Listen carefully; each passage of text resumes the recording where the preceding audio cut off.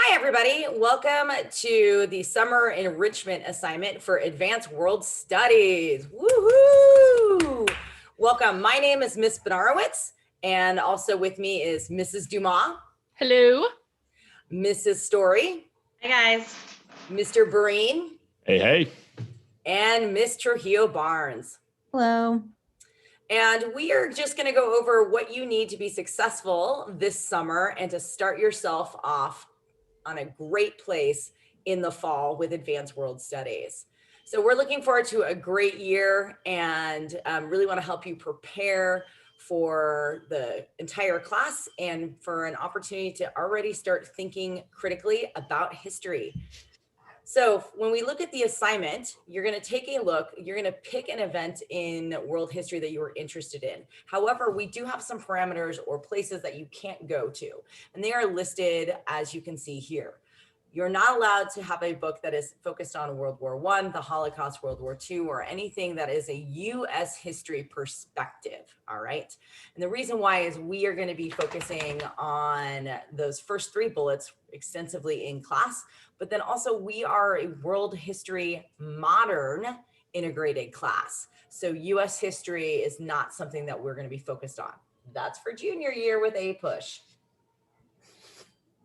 All right, so once you guys have selected your event, or it could be about a person from history that you want to read about, you need to select a book to read. Now, the book that you read should be nonfiction, but I don't want you guys to think that you have to read something like a textbook. In fact, that wouldn't work at all. You want to pick a book that's really high interest and actually fun for you to read. And when you enjoy your reading, you're going to get a lot more out of it. So you are going to choose a nonfiction book. That means that it's true.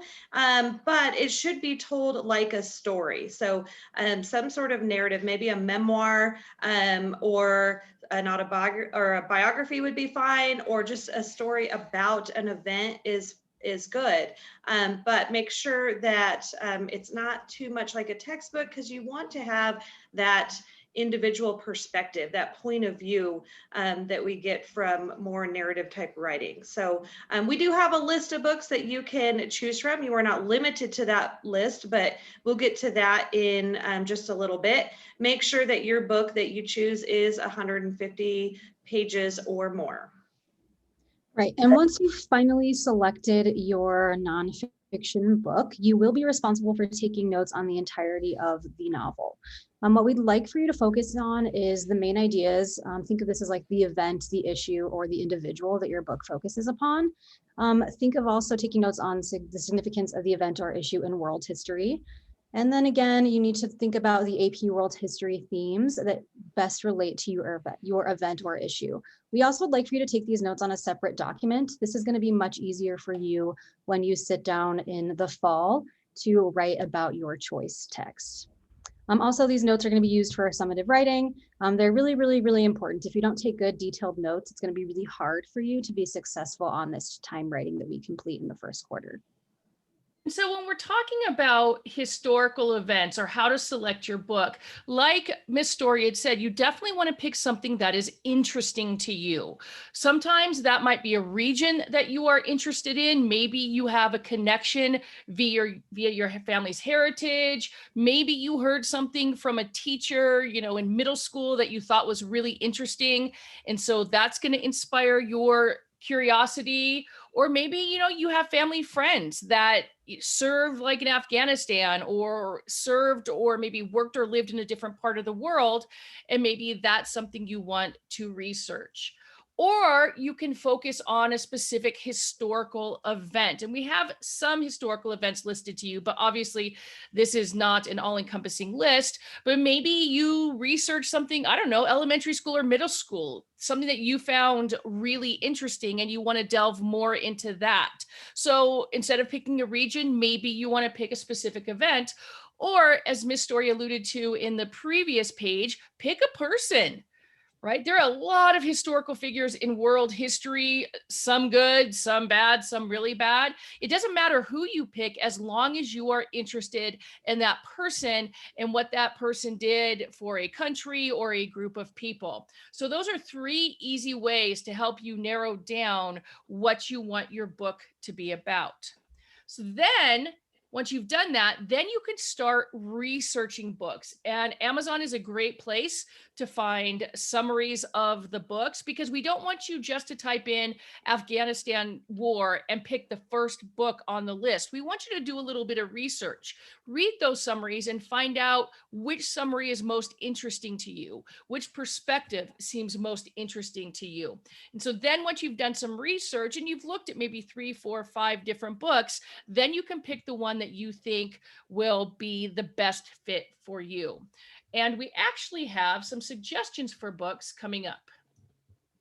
All right, so these are some books that kids have read in the past and have enjoyed, and it's worked really well for the timed writing, but don't feel like you're limited to just this list. We've got the title here and a brief topic so you can kind of know what the book is about, but do some more research on these titles, read about it, go to Amazon, see if it sounds interesting to you before you really commit to buying the book or checking it out or something. If you guys need some assistance with books, if there's a topic that you are truly interested in and you'd like to have a book, and it's not on this list, then you can definitely reach out to us. We'd love to help you find a book. But this is a really good starting point. When you're choosing a book, though, make sure it's a book that is appropriate for high school students. You don't want to get something that is so complex that you can't understand it and enjoy it, but you also don't want to read something that elementary or middle school kids are reading either. And so as you're doing your research, make sure that if you're selecting a book that's not on this list, make sure that the reading level is appropriate for you. Another great resource to help with figuring out a book that might be based off of a particular region that you're interested is to also touch base with Miss Stevens, our amazing teacher librarian here at Legacy High School. She is fantastic about responding to emails. And if you're like, hey, Miss Stevens, I was told to contact you. I'm really interested in, say, Ireland, and I wanted to know if you had any suggestions. She would be a great resource as well. In addition, she would be somebody to touch base with if you would like a digital copy of your book. There's no reason for you to pay full price for a book. Don't get me wrong, Amazon Prime, super convenient. But there are lots of other ways to get books, right? So if you take a look at this little paragraph, you can definitely check out books from your local library, Legacy as well. In addition, Legacy has a wealth of digital copies of books available through the district, through the Sora app. So if you haven't ever done that yet, that's super easy. And Miss Stevens has been kind enough to order multiple copies of titles to help with students with book selection. So definitely check out discount bookstores. Second and Charles, for example, is a local bookstore here in Broomfield that offers discount books. But check out websites like half.com, right? Where you can get books for as low as, $4. So there are lots of options. And if there are any struggles you have with procuring your book, definitely reach out to us. Let us know. We are more than happy to help. Yes, definitely. And once you've finally decided on a book, it's kind of important. One thing, it's important that you get a book as soon as you can. And it's important that once you get your book, you actually start reading as soon as you possibly can. It's very, very important that you don't put off reading your chosen text until, let's say, August. It's really obvious to us when kids wait to read their choice books, and it's not doing you any favors to be in that position. You don't want to start out the year already being behind. So make sure that you're staying on top of reading your choice book. It's also really important that you remember to take some really detailed notes over your book. You can choose any format you want, whatever works for you. We've given you some suggestions here. You can just choose to annotate your book. Remember, this should all be on a separate document. It's easier for you to find, keep track of, but whatever method you use, just make sure those notes are really, really detailed. You can choose to do annotations with like summaries, questions you have, any connections you're making with the text, whether those are personal connections or connections to the AP World History themes. You can do Cornell style notes. You can do a note catcher, concept maps. You can do whatever it is that works best for you. A recommendation we do have is that you do put down some quotes from your text. With those quotes, you want to make sure you put citations. You will need this for your timed write, and you don't want to have to be in the position where, one, maybe you checked out a book from a library and you no longer have that book in your possession, Or two, it is a timed writing. You don't want to be thumbing through a huge novel trying to find evidence for your timed write. So be really detailed, be really focused, make sure you're providing some direct quotes with evidence from your text as well. All right, guys. So you've picked a topic, you've researched said topic, you've acquired a book, you've read the book, and you've taken a bunch of notes. Now what? Well, the last step that you really want to do is you want to start applying some of the various AP themes for AP World History Modern to the book to see what it was that your author was trying to develop. Because each one of these authors is doing more than just telling a historical story. They want you to analyze, to identify and explain different ways that humans interact with each other or with the world around them. So what you're seeing here is a list of the 6 essential AP themes. This is the way you think about all the content and everything in this course, is you put it through these themes so that you can break down human actions, the causation, the comparison, all the different things that you're going to do when you think are going to be governed by these themes. So as you read, start to think or identify which one of the themes is your author tending to focus on. Maybe it's how humans interact with their environment, or maybe it's about issues within the government or an economic collapse that created some sort of conflict. You want to be able to identify the theme that's being developed, or themes if your author is really getting after it in a deep and complex manner. And then you want to be able to provide evidence of said theme and how it shaped the overall events. So learning to think conceptually and thematically is a key part of this class. So as you read, make sure you're consistently going back to this themes list, identifying the themes, and then being able to pull out specific examples, put those into your notes like Ms. Trujillo Barnes talked about, so that when you get into writing, you have really specific evidence to back up a claim about which theme is being developed in your book. Okay? Now, additionally, this is specific just to the AP World History Modern section of this course. We have developed a podcast that supplements the overall course curriculum. The goal of this podcast is to provide more depth, historical context, and a little bit more breadth of knowledge about key historical events. We know that AP classes can at times get a little overbearing with skills development, and that skills development takes away from some of the cool, like quirky parts of history that many of you want to know more about, that most of these books that you're going to be looking through over the course of this summer are about as well. So Mrs. Dumas and I, and at times the rest of the team as well, are going to be coming to you guys with all sorts of like esoteric side stories or explorations in a little bit more depth that break down historical events and add a little humor and a little bit more insight into our curriculum.